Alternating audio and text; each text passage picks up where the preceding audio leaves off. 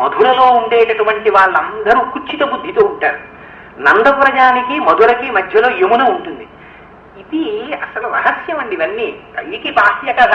యమున అంటే సూర్యుడి కూతురు, యముడు సూర్యుడి కొడుకు. చక్కటి కొడుకునే కూతుర్నే కన్నాడు మహానుభావుడు. ఇద్దరూ ఆగడం.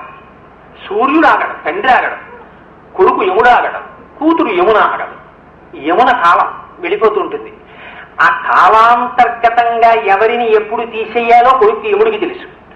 ఆ కాలాన్ని ఎలా తిప్పాలో సూర్యుడికి తెలుసు. ఇవే ఆ మూడు తత్వం. అందుకని ఈ కాలానికి యువతల ఉండిపోయిన వాళ్ళందరూ మధురలో ఉంటారంటే మధురంగా తిప్పేటటువంటి మనస్సుకి వశం అయిపోయి వీళ్ళు ఉంటారు.